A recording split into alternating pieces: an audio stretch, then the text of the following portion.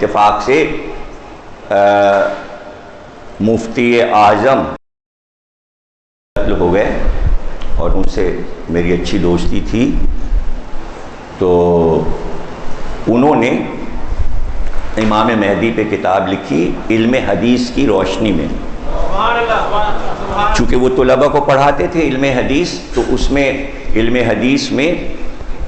ضروری ہے یہ بتانا کہ مہدی پر کتنی حدیثیں ہیں، اور بہت اچھی 250 صفحے کی کتاب انہوں نے لکھی مفتی صاحب نے، اور انہوں نے کوئی کتاب ایسی نہیں ہے شیعہ سنی کی جس سے یہ ثابت نہ کیا ہو کہ مہدی کی آمد ہے، ظہور ہے اور حتمی ہے، ہو کے رہے گا سرکار کی حدیثوں کی روشنی میں۔ تو اتنے عقیدے کے بعد پھر یہ ہوا کہ ذرا جب ذہن کھلے اور فکریں بلند ہوئیں تو میڈیا نے کراچی کے جتنے بھی ٹیلی ویژن تھے سب نے ہفتہ وار کئی مہینے تک پروگرام امام مہدی پہ دیے اور سب نے کھل کے اظہار کیا۔ اب اس میں یہ ہے بس ذرا سا کہ تھوڑی تھوڑی سی باریکیاں ہوتی ہیں،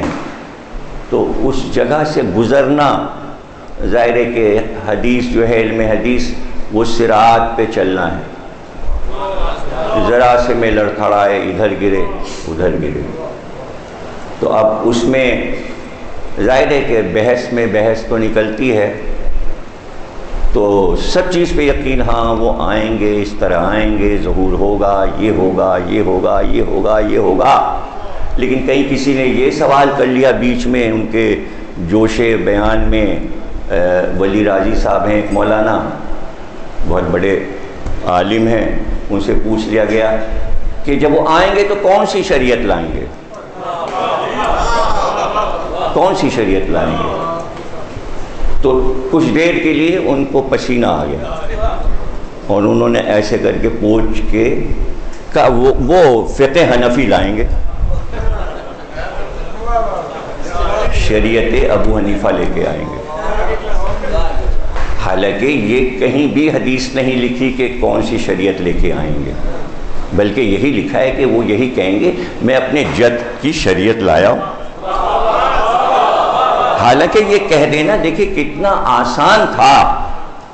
کہ شریعت محمدی لے کر آئیں گے، فقہ محمدی لے کر آئیں گے، لیکن انہیں ہو گئی گھبراہٹ اور فوراً انہوں نے قیاس سے کام لے لیا۔ پھر اسی طرح ایک اور عالم سے سوال ہوا کہ جناب حضرت عیسیٰ آئیں گے تو بلند کون ہوگا؟ تو انہوں نے کہا ظاہر ہے کہ حضرت عیسیٰ نبی ہیں، وہ بلند ہیں۔ پھر قیاس آ گیا، پھر قیاس آ گیا، بھائی جتنی حدیثیں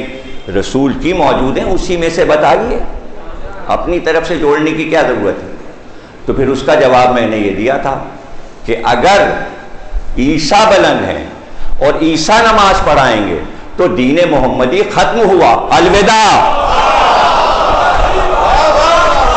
اب تو عیسائیوں کے مزے آ گئے کہ نبی ہمارا ہے، تمہارا نبی نہیں آیا، تمہارا تو امام آیا ہے، ہمارا نبی آیا ہے۔ تو یہ وہ باریکی ہے جو لفظ میں نے کہا کہ علم حدیث صراط پہ چلنا ہے، ذرا سے میں آپ لڑکڑائے اور گرے، اس لیے کہ یہیں پر یہ مسئلہ حل کرنا ہے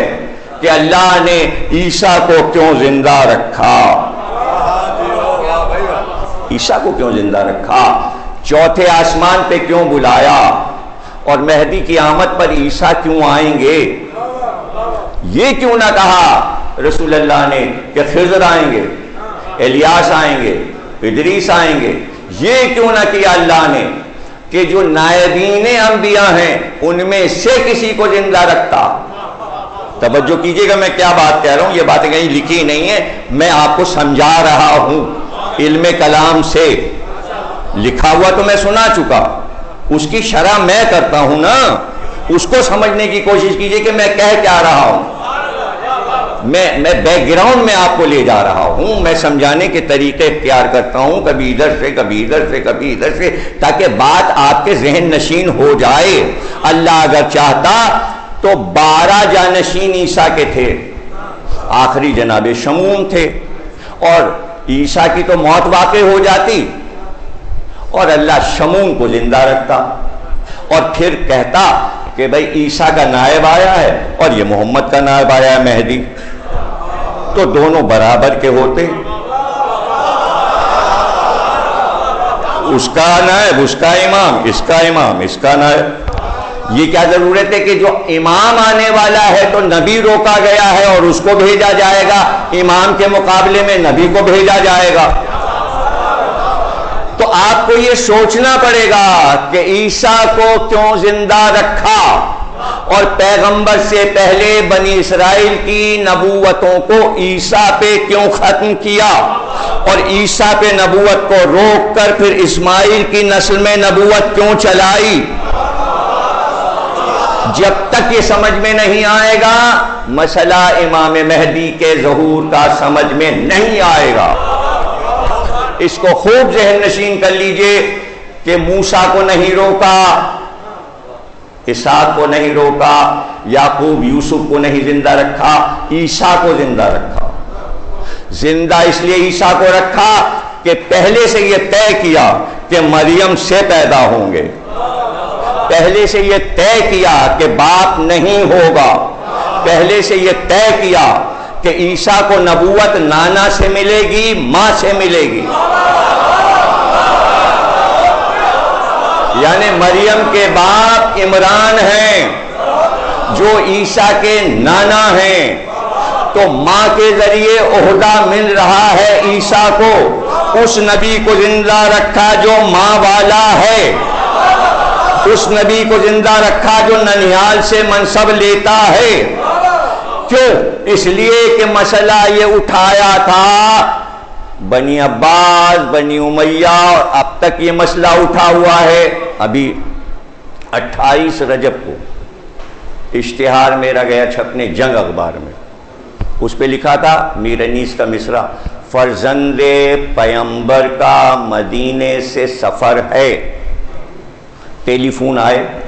کہ فرزند تو تھا ہی نہیں رسول اللہ کے، یہ کس کو فرزند کہا ہے؟ یہ تو عالم ابھی جہالت کا ہے۔ آپ تو مجلس میں بیٹھتے ہیں اس لیے آپ کو پتا ہے کہ کتنے فرزند ہیں رسول اللہ کے، آپ کو پتا ہے نا ابنا آنا کا، سب کو نہیں معلوم ابنا آنا و ابنا کم کیا۔ قرآن کا حکم سب کو نہیں معلوم ہے۔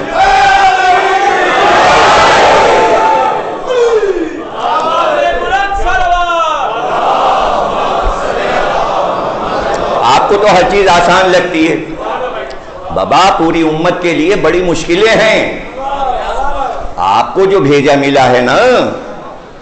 اس کی تو بڑی اوور ہالنگ ہوئی ہے، فرشتوں نے بڑا اسے ٹاکا ہے، سیا ہے باریک سوئی سے، بڑے نازک ٹاکے لگے ہوئے ہیں اس میں، لیکن جہاں بڑے بڑے سوؤں سے اور جس سے لحاف سیا جاتا ہے اس سے اگر دماغ سی دیے گئے ہوں اور بڑے بڑے دھاگے لگے ہوں موٹے موٹے جس سے شامیانے اور قناتیں سی جاتی ہیں، تو آپ اپنا جیسا دماغ ہر ایک کا مت سمجھیں، ہر ایک کا دماغ برابر نہیں ہے۔ موٹی موٹی عقلیں، لفظ موٹا جو استعمال ہوتا ہے عقل کے لیے، موٹی عقل یہ نہیں کہ بڑی مضبوط ہے، اور باریک عقل جو ہے وہ نازک ہے، نہیں، موٹی عقل جو ہے وہ زیادہ ٹوٹنے والی، گرنے والی، بے ہوش ہونے والی ہے۔ تو جہاں ایسا ہو تو وہ چوکے کہہ رہے فرزند رسول، تو چونکہ مسئلہ اٹھایا جا چکا کہ محمد کے کوئی وارث نہیں تھا، بیٹا نہیں تھا، تو ایام جہالت والے جو بیٹھے تھے وہ بھی کہہ رہے تھے ابتر ہے، بیٹا نہیں، ابتر ہے بیٹا۔ اللہ نے جواب دیا انا اعطیناک الکوثر فصلی لربک وانحر، ان شانک ھو الابتر، ہم نے کوثر دے دیا۔ لوگ خوش ہو گئے، کوثر رسول اللہ کو مل گیا، ہمیں پینے کو بڑا پانی ملے گا وہاں، اور رسول اللہ ہمیں پانی پلائیں گے۔ تو جو اب تک پانی سمجھ رہا ہو کوثر کو، تو اس نے اپنے دین و ایمان پہ پانی پھیر دیا، سب سیلاب میں بہہ گیا، سیلاب میں۔ لوگ تو انتظار کرتے ہیں، دیکھیں نا، بری تو باریک عقلیں ہی یہ سمجھ سکتی ہیں کہ فرزندان رسول کیا ہے۔ حالانکہ سب کہتے ہیں کہ ہم سب فرزندان توحید ہیں، ہم سب فرزندان محمد ہیں، ہم ہی کوثر ہیں، پوری امت جو ہے یہی رسول اللہ کی فرزند ہے، اس لیے کہ فرزند نہیں تھا، لیکن اللہ نے مہر لگا دی، ابنانا و ابناکم کہتے، بیٹوں کو لے کے آؤ، تو حسن اور حسین بیٹے ہو گئے۔ اس کے باوجود قرآن کی آیت کو نہیں مانا، بنی امیہ اور بنی عباس نے کہا بیٹا نہیں تھا، وارث نہیں تھا، نواسہ وارث نہیں ہوتا، یہ بحث اٹھاتی نواسہ وارث نہیں ہوتا، لیکن حسن حسین نے ثابت کیا کہ وراثت ہمیں ملی ہے۔ رسول اللہ نے حدیث دے دی، یہ دونوں میرے بچے کھڑے ہوں تو امام، بیٹھ جائیں تو امام، یہ سر سے پیر تک امام ہے۔ یہ لوح محفوظ کا مطالعہ کرتے ہیں، اگر جھولے میں ہوں، سواق محرقہ مشہور کتاب ہے حدیثوں کی، اور اس میں یہ ساری روایتیں جو میں نے جلدی جلدی آپ کو سنا دی، کھڑے ہوں تو امام، بیٹھے تو امام، لوح محفوظ میں ہو، جھولے میں ہو تو لوح محفوظ کا مطالعہ کرتے ہیں، چاہے وہ حسن ہو یا حسین ہو، اور یہ امام ہے۔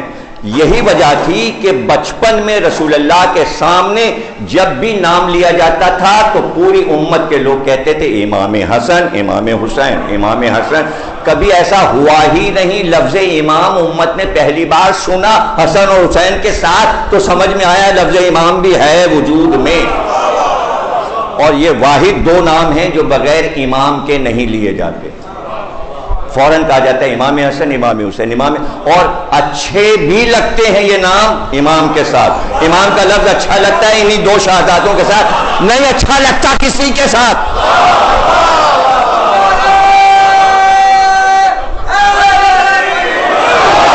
تو رسول اللہ نے دے دی، یہ حدیث بھی ہے، حدیثیں تو ساری محدثین نے لکھی ہیں، سب بھرمار ہے، کتابیں بھری پڑی ہوئی ہیں، لائبریریز بھری پڑی ہوئی ہیں، مار یہاں سے وہاں تک کتابیں لگی ہوئی ہیں۔ ترمذی پڑھ لیجئے، مسند احمد بن حنبل پڑھ لیجئے، جتنی حدیثیں آپ کو یاد ہیں اہل بیت کی شان میں وہ سب امام احمد بن حنبل نے لکھ دی۔ میں غدیر، ابائلہ،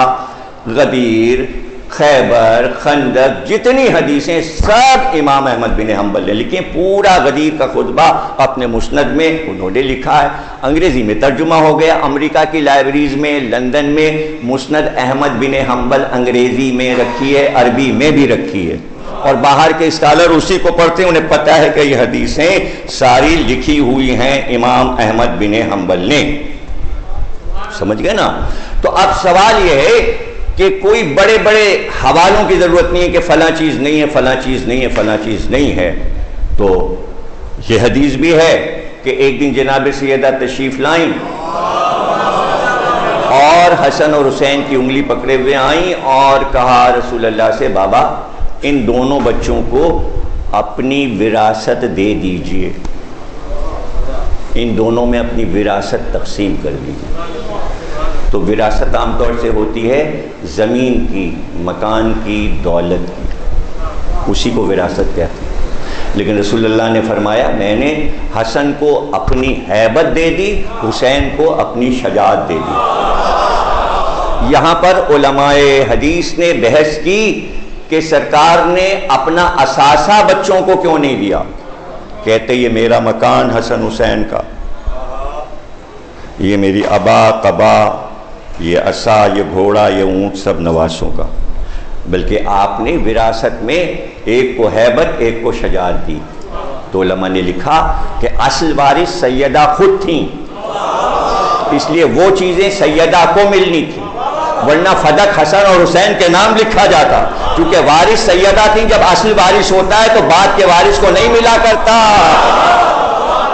اس کے نام نہیں لکھا جاتا۔ تو اس حدیث سے یہ ثابت ہوتا ہے کہ اصل وارث جناب سیدہ تھیں اور انہی کے نام وراثت رسول اللہ نے لکھی، اور جو روحانی وراثت تھی وہ حسن اور حسین کو دے دی، ہیبت اور شجاعت۔ یہ دو چیزیں جو حسن حسین کو دیں، ان دونوں چیزوں کی ضرورت سیدہ کو تھی نہیں۔ کچھ کہا ہے بھائی، سمجھنے کی کوشش کریں، اس طرح نہ سنیے، ذرا ٹھیک ٹھاک سے سنیے کہ ایک ایک جملہ جو ہے وہ آپ کے لیے قیمتی دیا جا رہا ہے اور اس کے اوپر آپ کو بولنا چاہیے، خوش ہونا چاہیے۔ تو شجاعت اور ہیبت سیدہ کو نہیں چاہیے تھی، اس لیے کہ سیدہ کی ہیبت صرف ان کی کالی نقاب ہے، ان کی شجاعت ان کا خطبہ ہے جو بھرے دربار میں انہوں نے دیا۔ تو حسین کی شجاعت عملی طور پہ نظر آئے گی، ہیبت عملی طور پہ نظر آئے گی، جسے دیکھا جا سکے۔ حسن اور حسین سے دیکھا جائے گا کہ ہیبت رسول کیا ہے اور شجاعت رسول کیا ہے، اور دنیا نے دیکھ لیا۔ تو وراثت دے کر بتا رہے رسول اللہ کہ حسن اور حسین کس طرح میرے نائب ہیں، کس طرح میرے دین کو چلائیں گے، کس طرح یہ میرے بیٹے ہیں۔ کتنی بار یہ حدیث کہی، یا علی ہیں یہ دونوں بچے تمہارے صلب سے لیکن بیٹے میرے ہیں۔ جب کبھی بات آئی تو علی نے یہی کہا کہ یہ فرزندان رسول ہیں، میں ان کی حفاظت پر مامور ہوں۔ عباس میرا بیٹا، محمد حنفیہ میرا بیٹا، حسن اور حسین محمد کے بیٹے۔